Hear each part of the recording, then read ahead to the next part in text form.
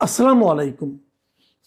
প্রিয় দর্শক, যতই দিন যাচ্ছে নির্বাচন ঘনিয়ে আসছে এবং নির্বাচনকে কেন্দ্র করে নানা ধরনের প্রচারণা চলছে এবং এই নির্বাচনে আমি তিনটা পক্ষকে কিন্তু দেখতে পাচ্ছি।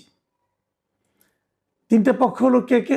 একটা হলো বিএনপি, একটা জামায়াতে ইসলাম, আরেকটা সরকার।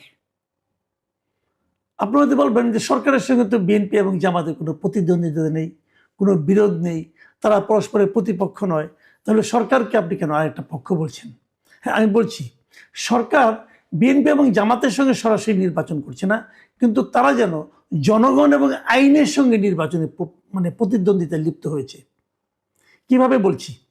বিএনপির নেতৃত্বে কে আছেন? তারেক রহমান। তারেক রহমান বিভিন্ন জায়গায় যাচ্ছেন, বিএনপির ধানের শীষের পক্ষে ভোট চাচ্ছেন। ডক্টর শফিকুর রহমান জামাতের আমির, উনিও বিভিন্ন জায়গায় যাচ্ছেন এবং দাঁড়িপাল্লা মার্কায় ভোট চাচ্ছেন। আর ডক্টর আলী রিয়াজ একজন বিদেশি নাগরিক, আমেরিকার নাগরিক। উনি আমাদেরও জন্মগতভাবে নাগরিক, পরে বাংলাদেশের নাগরিকত্ব ওটাও রেখেছেন, এবার আমেরিকার নাগরিকত্ব নিয়েছেন, শপথ নিয়েছেন যে আমেরিকার স্বার্থ রক্ষা করবেন। তিনি সারা দেশে ঘুরে বেড়াচ্ছেন এবং হার পক্ষে ভোট চাচ্ছেন। আমাদের তারেক রহমান এবং আমাদের শফিকুর রহমান, ওনারা কিন্তু ভোট চাইতে যে কাউকে আইন ভাঙতে বলছেন না, কিন্তু আলী রিয়াজ সাহেব আইন ভাঙতে বলছেন। উনি সরকারি কর্মকর্তা কর্মচারীদেরকে বলছেন যে আপনারা হার পক্ষে ভোট চান। আবার এদিকে ইলেকশন কমিশন বলছেন যে কোনো সরকারি কর্মকর্তা কর্মচারী যদি হার পক্ষে অথবা নার পক্ষে কোনো একটা পক্ষে যদি তারা ভোট চান, তারা কেবল আইনি লঙ্ঘন করবেন না, তাদের দণ্ড পর্যন্ত দেওয়া যাবে। তাদের 1 বছর থেকে 5 বছর পর্যন্ত দণ্ড হতে পারে। এবার বুঝেন সরকারি কর্মকর্তা কর্মচারীরা কোথায় যাবেন? তারা তো অলরেডি এর মধ্যে দণ্ডের কাজ করে ফেলেছেন, তারা সাজা পাওয়ার মতো অপরাধ করে ফেলেছেন এবং দেশের এমন কোনো সরকারি অফিস নেই যেখানে নাকি হার পক্ষে প্রচারণা শুরু করে দেওয়া হয়নি। তাহলে এই দণ্ড কাকে দেওয়া হবে? নির্বাচন কমিশন বলছে যে এখানে নতুন করে আমার বলার কিছু নেই, এটা তো আইনেই আছে। গণপ্রতিনিধিত্ব যে আইনটা, যেটাকে আরপিও বলা হয়, মানে যে আইনের অধীনে নির্বাচন হয়, সে আইনেই আছে যে কোনো সরকারি কর্মকর্তা কর্মচারী নির্বাচনের কোনো একটা পক্ষে প্রচারণা চালাতে পারবে না। আসেন আমরা সেই আইনটা একটু দেখি। সেই আইনটাতে কি বলা হয়েছে? গণপ্রতিনিধিত্ব আদেশ 1972 এর 86 অনুচ্ছেদে কি বলা আছে? যদি প্রজাতন্ত্রের কর্মে নিয়োজিত কোনো ব্যক্তি কোনোভাবে নির্বাচনের ফলাফলকে প্রভাবিত করার উদ্দেশ্যে তার সরকারি পদমর্যাদার অপব্যবহার করেন, তাহা হইলে তিনি অনধিক 5 বৎসর এবং অনূন্য 1 বৎসরের কারাদণ্ড এবং অর্থদণ্ডে দণ্ডিত হইবেন। ক্লিয়ার কথা? তাহলে তারা তো অলরেডি প্রভাবিত করা শুরু করেছে, তারা হার পক্ষে প্রভাবিত করা শুরু করেছে। এদের প্রত্যেকের তো মিনিমাম 1 বছরের শাস্তি হবে। আলী রিয়াজ কি শাস্তি কমাতে পারবেন? ওনার আমেরিকার প্রভাব খাটিয়ে পারবেন? এই যখন ঘটনা দেখেন, আলী রিয়াজ কি করতেছেন? আলী রিয়াজ সাহেব উনি আবার এখন মন্ত্রী পদমর্যাদা আছেন। উনি দেখেন ওনার, আমি গতকাল 3 দিনের একটা ইতিহাস দিচ্ছি আপনি, 3 দিনের ওনার অকর্মকাণ্ড। বুধবার দিন আজকে এফডিসিতে একটা ডিবেট ফর ডেমোক্রেসি একটা অনুষ্ঠান হয়েছিল, সেখানে উনি উপস্থিত থেকে বলেছেন গণভোটে হা জয়যুক্ত হলে তারুণ্যের স্বপ্ন বাস্তবায়ন হবে, উনি বলেছেন। আগের দিন উনি জাতীয় জাদুঘরের মিলনায়তনে গণভোটের প্রচার ও ভোটার উদ্বুদ্ধকরণের উদ্দেশ্যে সনাতন ধর্মাবলম্বীদের সঙ্গে একটা মত বিনিময় করেছেন। সেখানে বসে উনি বলেছেন যে বহু জাতিগোষ্ঠী ধর্মের স্বীকৃতি সংবিধানে রাখতে গণভোটে হাকে বিজয়ী করুন। উনি প্রচার চালিয়ে যাচ্ছেন। কিন্তু তারপরে উনি শনিবার দিন সিলেটে বিভাগীয় ক্রীড়া কমপ্লেক্সে বিভাগীয় কমিশনারের কার্যালয়ে একটা গণভোটের প্রচার ও উদ্বুদ্ধকরণের অনুষ্ঠান হয়েছিল। সেখানে উনি বলেছেন ব্যক্তির একক ক্ষমতা নিয়ন্ত্রণে হা ভোট দিন, উনি এগুলি বলছেন। ইন্টারেস্টিং হলো এগুলো হয়তো উনি বলছেন, এখানেও আইন ভঙ্গ করছেন উনি। তারপরে আমি ধরে নিলাম উনি উপদেষ্টা, উনি এটা বানিয়েছেন, ওনার খুব আবেগ আছে পেছনে, ঠিক আছে মানলাম। কিন্তু প্রত্যেকটা জায়গায় উনি কিন্তু প্রচারণা চালানোর জন্য সরকারি কর্মকর্তা কর্মচারীদের নির্দেশ দিয়েছেন। এবং আপনি গেলে দেখবেন প্রত্যেকটা সরকারি অফিসে, প্রাইমারি স্কুলে, সরকারি প্রাথমিক বিদ্যালয়ে আপনি দেখবেন বড় বড় করে বিলবোর্ড, বড় বড় করে ব্যানার টাঙানো আছে যে হাতে ভোট দিন। করলেনটা কি? আমি যে গণপ্রতিনিধি আদেশের কথা বলছি, নির্বাচন কমিশনও কিন্তু এই ব্যাপারে এখন মুখ খুলতে শুরু করেছে। গতকালকে আমি দেখলাম কালের কণ্ঠে দুজন নির্বাচন কমিশনার বলেছেন, তাদের দুজনের বক্তব্যের উপর ভিত্তি করে কালের কণ্ঠ একটা নিউজ করেছে, এবং সেই নিউজের শিরোনাম হলো সরকারি চাকুরেরা কোনো পক্ষ নিতে পারবেন না। এবং সেখানে ওনারা যাকে বলেছেন নির্বাচন কমিশনার আব্দুর রহমানুল মাসুদ, তার সঙ্গে আলাপ করেছেন। এবং এই ভদ্রলোক কি বলেছেন?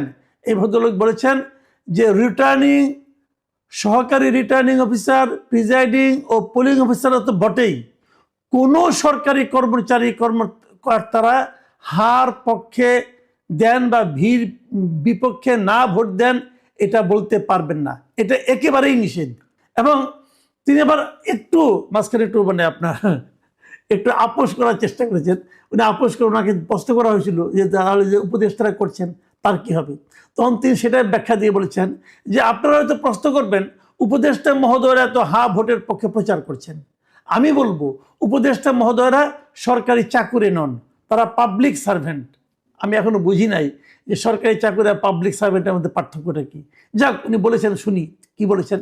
উনি ব্যাখ্যা দিয়েছেন গভর্নমেন্ট সার্ভেন্ট বা প্রজাতন্ত্রের কর্মচারী নন, কাজেই উপদেষ্টারা গণভোটে হার পক্ষে বলতে পারবেন। ওনারা নিজেরাই জাতির জন্য অনেক টাকা পয়সা খরচ করে এই বিষয়ে একটা উদ্যোগ নিয়েছেন, সে কারণে উপদেষ্টাদের ভোটের পক্ষে প্রচার চালাবে, এটাই বাস্তবতা। কিন্তু সরকারি কর্মচারীরা তা পারবেন না। যাক, উনি যেটা বলেছেন উপদেষ্টাদেরকে এক ধরনের ছাড় দেওয়ার চেষ্টা করেছেন, কিন্তু আমি ছাড় দেব না। আমি বলবো যে উনি এটাও ভুল বলেছেন যে সরকারি প্রজাতন্ত্রের কর্মচারী, গভর্নমেন্ট সার্ভেন্ট এবং পাবলিক সার্ভেন্ট, আমি এর মধ্যে কোনো পার্থক্য দেখি না। সবাই পাবলিক সার্ভেন্ট। গভর্নমেন্ট সার্ভেন্ট আবার কি? গভর্নমেন্ট থেকে শোনা ভাই, গভর্নমেন্ট তো পাবলিক। গভর্নমেন্টের ওনার কে? একটা সরকারের মালিক কারা? জনগণ। সরকার চলে কার টাকায়? জনগণের টাকায়। তো জনগণের টাকায় যারা চলে তারা সবাই পাবলিক সার্ভেন্ট। ভাই এগুলি এই 7-5 বোঝায় লাভ নাই। ইলেকশন কমিশনার হয়েছেন ভাই, আমি একটা কথা বলি আপনাদেরকে, আমি মনে করি এই ইলেকশন কমিশন যে আসলে একটা মেরুদণ্ড সম্পন্ন ইলেকশন কমিশন, সেটা প্রমাণের একটা সুবর্ণ সুযোগ এরা হারাচ্ছে। যেই দিন থেকে আলী রিয়াজ এই অপকর্ম শুরু করেছেন, সারা দেশে ঘুরছেন ফিরছেন, এবং তার পিছনে পুরো গভর্নমেন্ট ঘুরতেছে, পুরো সরকার আলী রিয়াজকে সাপোর্ট দিয়ে যাচ্ছে। তারেক রহমান যখন যেখানে যান তার সঙ্গে পুরো বিএনপি যায়, ডক্টর শফিকুর রহমান যখন যেখানে যায় তার পেছনে পুরো জামাত ইসলাম যায়, আর আলী রিয়াজ, এই আমেরিকার নাগরিক আলী রিয়াজ যখন যেখানে যায় তার পিছনে পুরো গভর্নমেন্ট যায়। আলী রিয়াজের কথা মতো গভর্নমেন্ট চলছে, এবং গভর্নমেন্ট একটা আইন লঙ্ঘন করতেছে। এই কথার মধ্যে আর কোনো আলোচনা নাই রে ভাই, আপনার আলোচনা করেন সারাদিন, but this is reality. Ali Riaz এই গভর্নমেন্টটাকে একটা ফানি একটা সাবজেক্ট বানিয়ে দিছে, সারা দুনিয়ার কাছে একটা হাস্যকর সরকারে পরিণত করছে। আলী রিয়াজ যত যাই করেন না কেন, এই ব্যাপারে কিন্তু দেশের আইন বিশেষজ্ঞ, নির্বাচন বিশেষজ্ঞ, তারা কে কি বলেছেন আপনারা দেখুন। অলরেডি কিন্তু বিশিষ্ট আইন বিশেষজ্ঞ যিনি আছেন ডক্টর শাহাদিন মালিক, তিনি বলেছেন যে এই বিদ্যমান আইন অনুসারে উপদেষ্টারা গণভোটের হার পক্ষে প্রচার চালাতে পারেন না। এবং খুবই আলোচিত নির্বাচন সংস্কার কমিশনের যিনি সদস্য ছিলেন বেগম জেসমিন টুলি, তিনিও একটা কথা বলছেন আগে, এবং উনি বলছেন যে এই নির্বাচন কমিশনের উচিত ছিল এই যে আইনের বাধ্যবাধকতা, এটা আগেই এই উপদেষ্টাদেরকে জানিয়ে দেওয়া। যে কথাটা আমি একটু আগে বললাম, যে নির্বাচন কমিশনের একটা সুবর্ণ সুযোগ ছিল যে ওনারা যে একটা সরকারের কথা মতো চলার জন্য আসেন নাই, ওনারা যে স্বাধীনভাবে একটা নির্বাচন পরিচালনা করতে আসছেন, এটা প্রমাণের একটা সুবর্ণ সুযোগ ওনারা নষ্ট করেছেন। সরকার যখন নাকি সরকারি বিভিন্ন প্রতিষ্ঠানে ভোটের পক্ষে প্রচারণা শুরু করেছেন, তখনই তাদের থামানো উচিত ছিল, বলা উচিত ছিল যে এটা আপনারা পারেন না। এই কাজ শুরু হয়েছে আরো 2 সপ্তাহ আগে। 2 সপ্তাহ পরে এসে ওনারা বলতেছেন যে ওনারা এটা পারেন না। আমি যে একটা কথা বলেছিলাম, বহুবার বলেছি, যে এই নির্বাচন কমিশনকে আমার কাছে অথর্ব, অযোগ্য এবং অনভিজ্ঞ মনে হয়, তার প্রমাণ তারা দিয়েছেন। যে তারা বুঝতেই পারছেন না কখন থামাতে হবে, কখন বলতে হবে যে এই কাজটা আপনি পারেন না করতে। ভাগ্য ভালো একজন নির্বাচন কমিশনার, আমি এই আব্দুর রহমানুল মাসুদ সাহেবকে ধন্যবাদ জানাচ্ছি যে উনি মেরুদণ্ড সোজা করে কথাটা বলেছেন। আমি মনে করি এখন এই ব্যাপারে সরকারের নির্বাচন কমিশন সতর্ক হওয়া উচিত এবং প্রত্যেকটা সরকারি অফিস থেকে সেই বিলবোর্ড এবং যত ফেস্টুন আছে, ব্যানার আছে, সব নামানো উচিত এবং এগুলির পিছনে যে খরচ হয়েছে সেই খরচ আলী রিয়াজের কাছ থেকে আদায় করা উচিত। দেশটাকে সবার সামনে হাসির পাত্র বানানোর যে প্রবণতা এই ডক্টর আলী রিয়াজ শুরু করেছেন, এটা থামানো উচিত। ওনার তো কিছু যায় আসে না, উনি তো আমেরিকান নাগরিক। আমরা মানুষের কাছে বেজ্জতি হলে ওনার কি যায় আসে? উনি একের পর এক আইন ভেঙে চলেছেন।